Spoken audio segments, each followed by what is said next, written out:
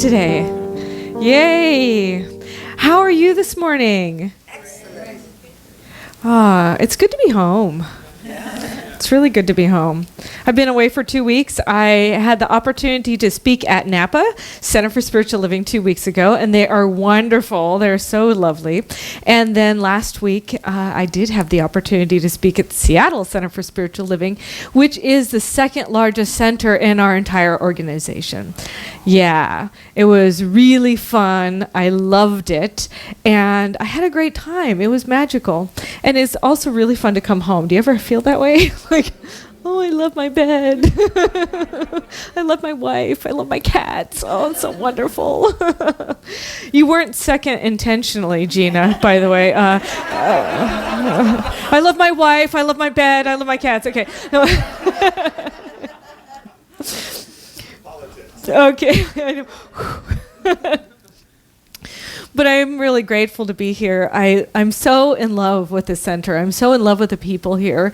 And I just noticed that we tend to attract this great diversity and this great, I want to say high-minded, high-consciousness individuals. And I know the reason why we do that is primarily because of the mission that we have going on in Centers for Spiritual Living everywhere. Right now, our mission is to create a world that works for everyone. And it sounds great to roll off the lips, but whenever you get down to it, how do we create a world that works for everyone? Like, that's really an intense thought on how to figure out what really is workable for everybody on this planet. And that's really where we're going month by month and delving into different aspects in order to really figure that out, not only for ourselves, but for the world. Because I don't know about you, but right now, the world is not working very well for me. It's not. I don't like what I'm witnessing. I don't like what I'm seeing. I have a bigger dream. I have a bigger idea of what I'd like to see happen. This month we're studying loving kindness and forgiveness, and we're reading this book called The Art of Forgiveness, Loving Kindness and Peace by Jack Kornfield. If you haven't read this book, it's actually a super easy read. I really love it a lot. And it has some beautiful stories about stepping into a new idea of possibility, along with a whole bunch of really great quotes. And I don't know, I guess we just keep picking really good books of the month. Because it's such an amazing book. I say that every month, but then I'm like, oh, this is really a good book. I'm so glad I'm reading it. And what I really love about this book, Jack Kornfield talks about stories of really big stories of forgiveness.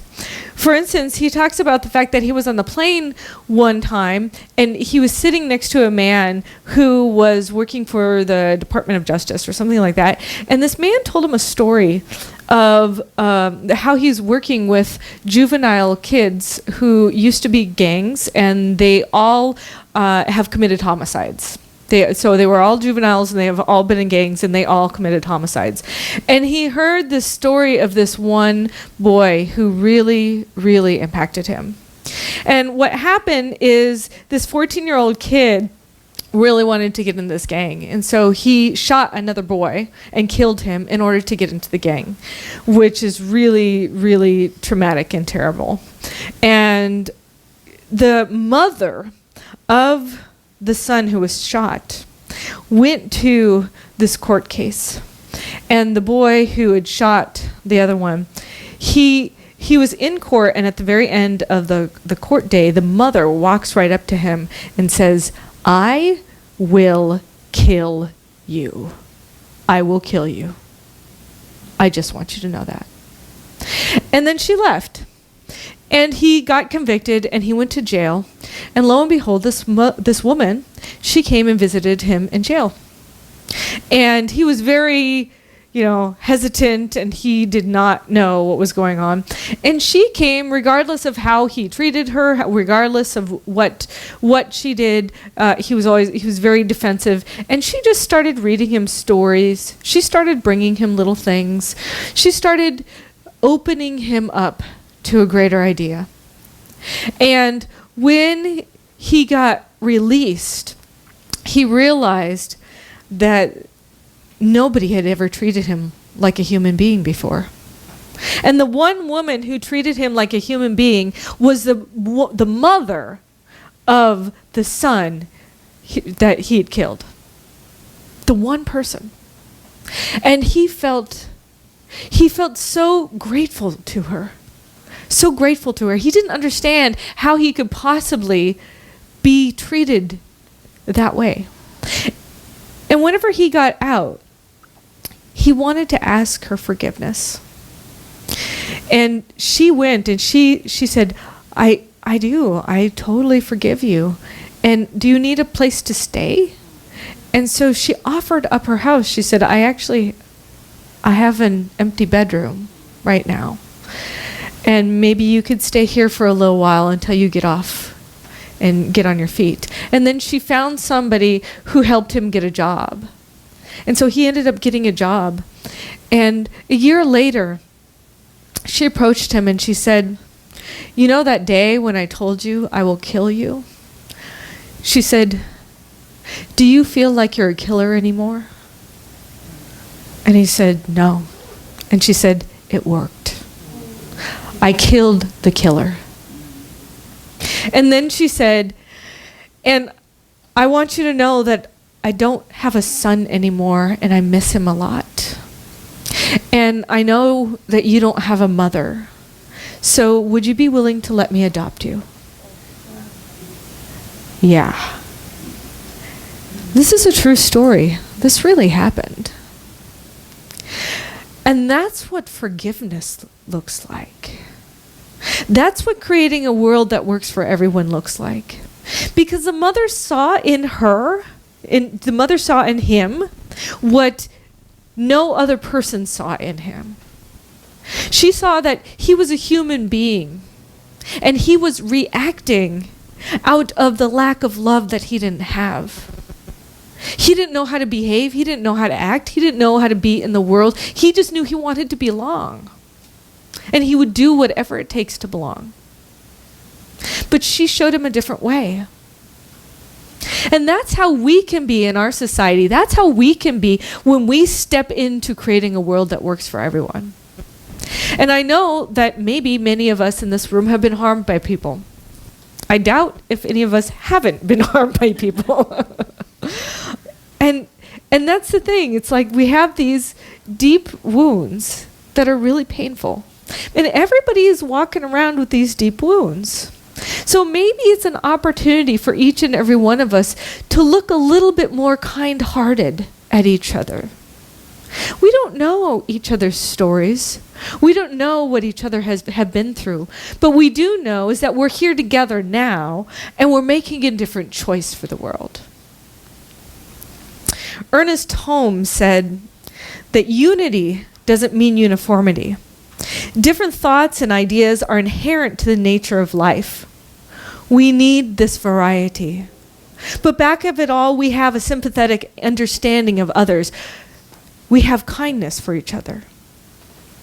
Are we flexible enough to know that everyone does not have to think alike in order to live together harmoniously? Are we able to reach across the differences of opinion to common ground upon which we all stand? We all stand in this common ground. And we are all different. But that's kind of how we were made. We were made of this infinite everything. I call it God. Other people don't like that word because they've been beat up by it. You may call it source. You may call it the creator. You may call it the creative field. But I call it God because my version of God is not the big daddy in the sky. That is not my version of God. My version of God is that there is an infinite presence that is love. And whenever you ask yourself, what would love do? That's the answer of how God behaves. What would love do? And that's exactly what God is. God is that source within us that knows the answer to that question, what would love do? What would love do? If I were in this situation, what would love do? I did have the opportunity to go to Seattle, but after I went to Seattle, I flew to Oregon, and I had the opportunity to do a day-long workshop with Jean Houston. And she is one of the living luminaries on this planet.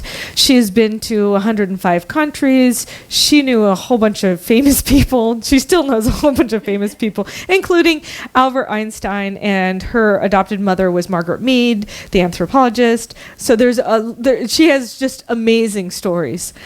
But what she does in the world is she works in the quantum world, and she works in the world of creating a new vision for possibility for everybody on this planet. She's worked with 3 of our presidents of our country, and she's worked with many presidents of other countries. So it was kind of a big deal to see her in person and have rather an intimate workshop with her.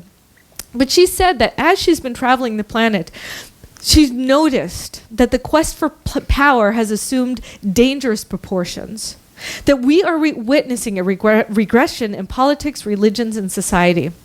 She said that the unquenchable desire of money and goods is destroying everything we hold of value. Now, I don't know about you, but I do see that. I see that, and it breaks my heart. But there's another side to that. She also said that we're witnessing at the same time, so we have all this going on one hand, and the other hand, we're witnessing at the same time the emergence of a new and creative quest for humanity. That the reshaping of power has been led, and although the media hasn't picked up on it, she's been talking to the leaders of institutions, the leaders of nations, the leaders of people who are making a difference in this world. And she said the majority of them are women. And she said that she's noticed that right now, a lot of the women are activating the totality of humanity. Because the women are showing what it's like to be a nurturer in society. Now, not that men don't do that, because men do, but she's noticed that at this time period, there's a resurgence in that nurturing capacity between humanity, and women are leading it.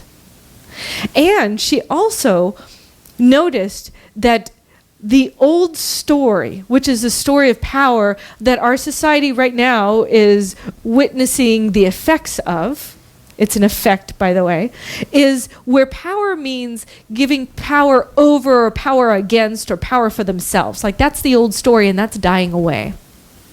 It's dying away. And what's newly emergent, our new story of power, is power with, power within, and power to. It's a collaborative, co-creative power where we talk about empowering one another instead of overpowering one another. And you know, if you are stepping in to a new paradigm for this world, that you're empowering others. And if you're in alignment with empowering others, then you're in alignment with the new paradigm that's emerging on this planet. And if you notice any way that you're trying to overpower or have power against, or just take power for yourself, then that is a part of our humanity that is now falling away, and it's falling apart. It's dying. But it doesn't want to die. It doesn't want to die, so we're seeing kind of pockets of it. We're seeing the underbelly of our society kind of open up and reveal it. But that's only happening because it's falling away. I bet each and every person in this room feels it on a level. I want to say on a subconscious level, but also on a conscious level, that something is really shifting in this world.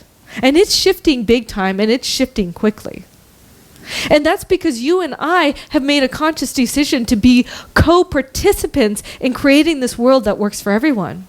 And when we choose to use our words, our actions, and everything that we speak into when in alignment with this new story of power, of empowering, of having power with each other, then we are stepping into that new idea of the world. We're actually creating the new world. I want to bring up something that has been kind of stirring within me, and since I haven't been here, I haven't been able to talk to it. But I noticed that there's a struggle against the hashtag Black Lives Matter, and I thought that was really interesting. And a lot of people think, oh, just because people say, oh, Black Lives Matter, well, does that mean my life doesn't matter? Does that mean my life doesn't matter if I say Black Lives Matter? Well, and in the same way, just because I love a woman, other people get angry at me because I'm destroying their version of marriage because I'm in love with a woman.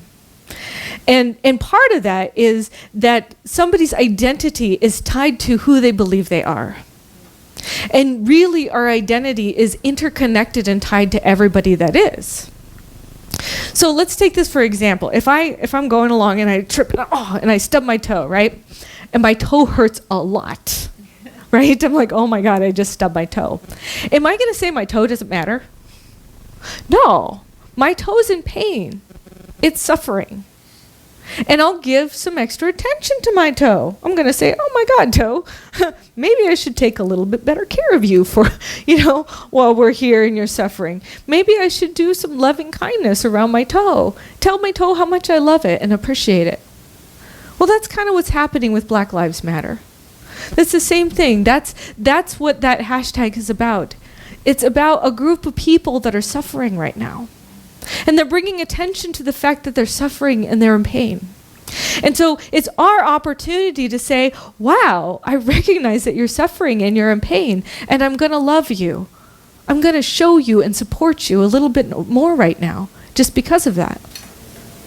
And that's only one of the many examples of people bringing their voice to the fact that there's suffering going on the planet, and giving us an opportunity to be advocates for those people who are suffering.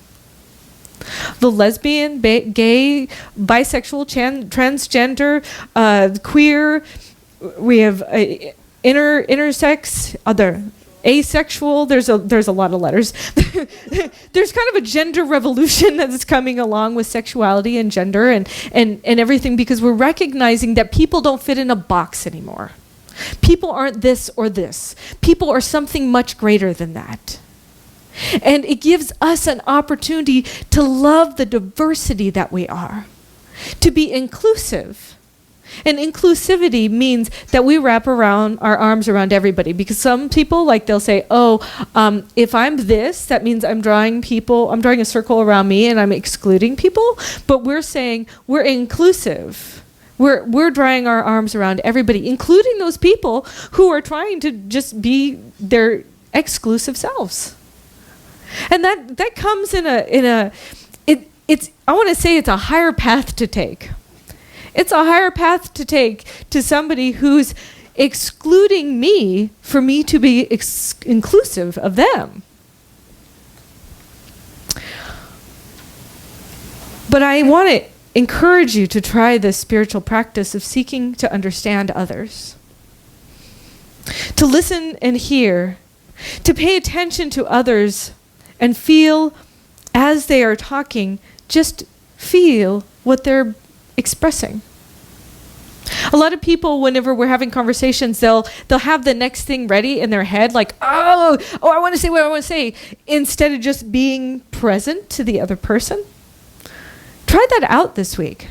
Try and just listen. When somebody talks to you, hear them out all the way through, and then after that, formulate in your mind what you're going to respond with, and then respond.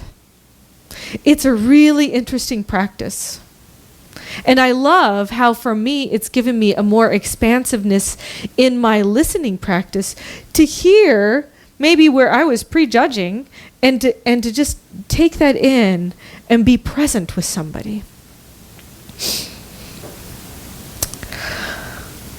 I got an email, so I sent out this email about what was happening in the world before I went off to Seattle, because I really wanted to address it with the community. And something that I had said in the email, I talked about the killings of Philando Castile and Alton Sterling, and also of the policemen. But I said in the email that there was a riot in Dallas and that 5 policemen were killed. And I got a message from a colleague, another minister who's African American, and he said to me, I do have a concern with this current update and the reference to the incidents leading to the Dallas police officer shooting as a response to a riot. It is my understanding that the officers were patrolling and some even participating in a peaceful protest at the time of the shooting. Based on the news feed from a number of sources, the situation never turned to a riot or civil unrest. And following the shooting, people were running for cover and safety, which is a normal response to a situation such as this. I feel our words as spiritual leaders to describe an event or events are to heal rather than to further divide. In this case, to referring to the Dallas incident as a riot, I believe that fuels the fires of discontent based in ignorance and fear, which further divides our country rather than unite us as individual expressions of the divine. Yeah. I can be humbled. It's okay. Yeah. And I'm so grateful he wrote that to me, because I listened to a news source, and because I was leaving on a trip, I didn't get all the details. I didn't listen to several news sources, and I'm kind of shocked and in awe in the fact that I listened to a news source that described it as a riot. And then I played right into that. And how many other people did too? When on our planet, in our country, there are peaceful protests, there are people who are speaking with love and kindness and appreciation, and the news is reporting it as other than that. It just falls into that same repetitious pattern. And I'm done with it. And I'm okay to say that I fell into it too. But that doesn't mean I can't forgive myself and move forward and speak the truth. And speak knowing that we are in a country that is making a difference. We are making a radical change. We are stepping into a fullness of being that is so beautiful, so glorious. I mean, just look at the people in this room. Come on, look at each other just for a second. Look around. Look at how amazing this group of people is. I'm just going to say, we have true diversity going on here. We have true diversity. And I bet you there's been people in this room who've been homeless. I bet you people in this room they've been raped, they've had a family member raped. Maybe people have killed other people. Maybe people have made accidents and they have done something that they really regret. All in this room.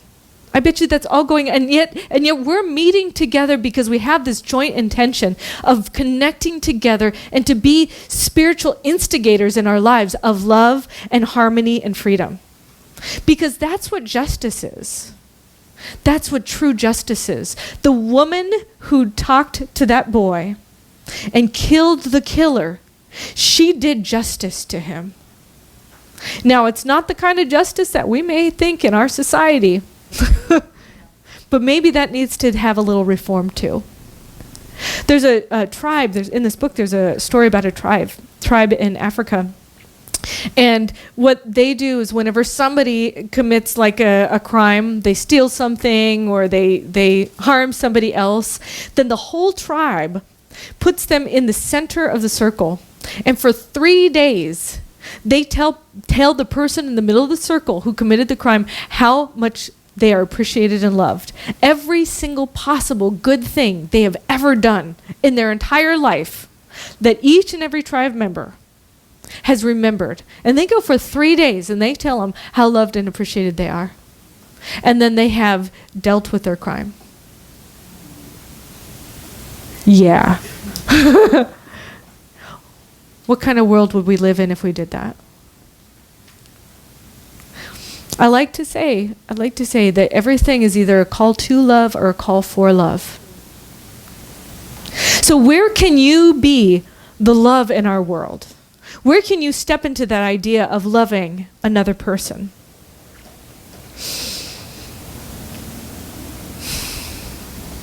Ernest Holmes, who is a founder of Centers for Spiritual Living, he passed away, I think, in, I forgot what year, 61, something like that. But he was huge. He spoke to thousands and thousands of people. And in the 40s, he noticed that in the Science of Mind magazine, which we've had, 60 years, I guess, in the Science of Mind magazine, he noticed in 1945 that at that time they listed all the centers where they were around the United States, and there was one that ended up at the end of the list that said colored on it. and they'd never done that before, but he noticed that, and he said, he went to this church, and he said, in the East Los Angeles church, and he said, I've been told too many non-Caucasians attend these lectures. True, there are Caucasians and non-Caucasians in this congregation, but we must affirm we are all children of the one living God. One life that permeates all without exception, one intelligence that governs all, and most important, every man and woman who abides in the universe is a significant entity in the one universal consciousness. Our doors will forever open to all. You are a divine idea in the mind of God. And when he did that, lo and behold, the next month, all the listings were back up to the same. There was no colored listing. But somebody paid attention because they took action in their world. They took action upon the words, that they noticed that something was not right, and they put it right again. Now, we have that opportunity. So wherever your past has been, whatever you've done, even yesterday, whatever you did, you have the opportunity to start this day anew. You can start this life from this moment on. You can have a rededication with your life at this very moment. So I'd like you all to just close your eyes for a minute. Close your eyes. And I want you to imagine that everything in your life built you up to be the person you are today. And I want you to bring to mind a couple of challenging things and a couple of wonderful things, and just appreciate the diversity of those challenges, how they supported you into becoming who you are, and the beautiful things. And maybe the challenging things made you angry, but caused you to step into a new direction that you love in your life, that you appreciate. And maybe the beautiful things were just a reflection of you being on the path. So as you do that, now imagine all of that going into a beautiful box, and just wrap that box with love. Wrap that box with love. And appreciate and love it. And just put it in your heart. And imagine that it will be there forever. But now I want you to open your idea to a new box. A new life. Completely illuminated. Completely free of any of the restrictions of the past. Completely a new idea. And I'd like you to hold that box in your hand, and I'd like you to love it for the possibility and the potential that it has for you. And just welcome whatever new adventures and whatever newness is in your life. And imagine living in a world that works for everyone. And imagine living in a world that loves you for the amazing spectacularness that you are. And now put that new box in your heart and recognize that the top is wide open on that one as you step into a new day, a new way of being. And just thank yourself for this new possibility of releasing what has been and stepping into the new.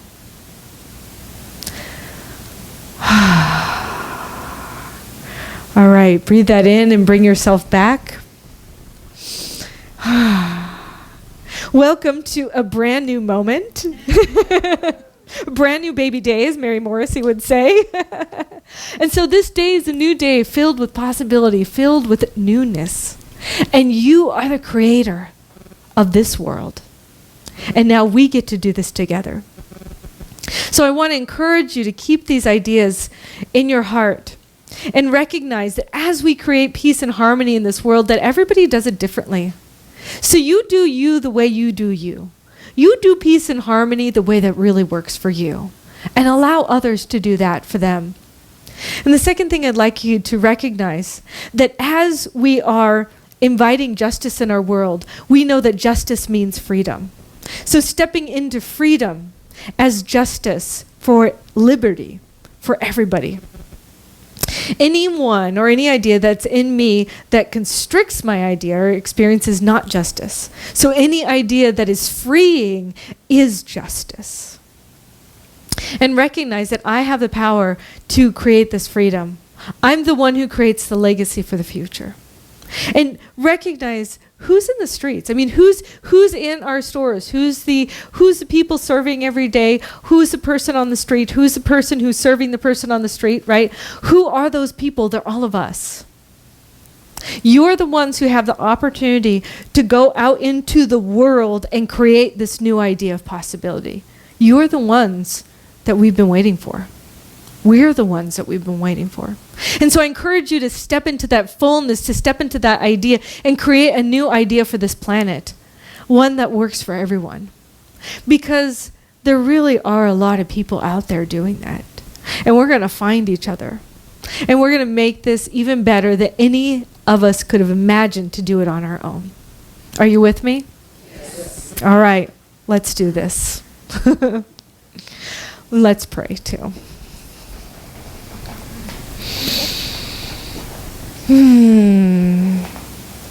I'm so grateful to be in tune and in alignment with this rippling of possibility, this recognition of a new day.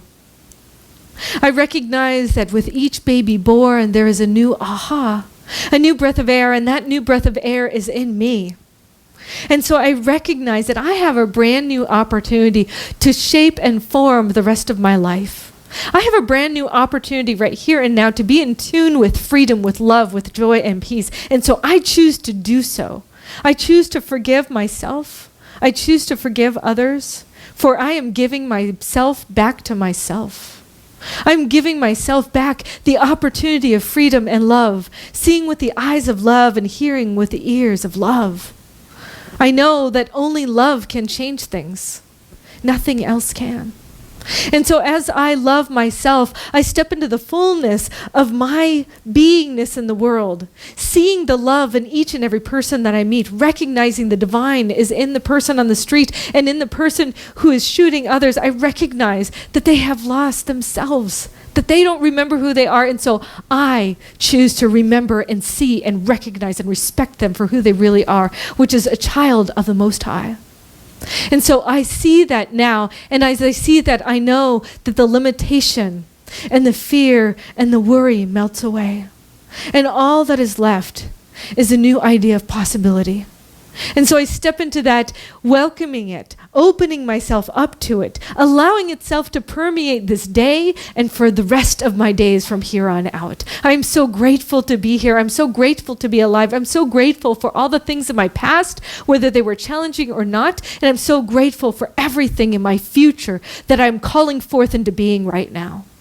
And so I stand in the place of creation, which is happening right now, creating through me, as me, through each and every person here. And I'm so grateful to be in tune with that higher vibration, knowing that it informs me as I go through my day. It informs me to step into that love, to step into that beauty, to see it in the birds, to see it in the clouds, to see it in each and every person I meet. I love it and I appreciate it because I know it is a reflection of me. Thank you, God. Thank you. I am honored and blessed to be here. Thank you. So I release this prayer knowing it's already done, and so it is. So it is. Namaste.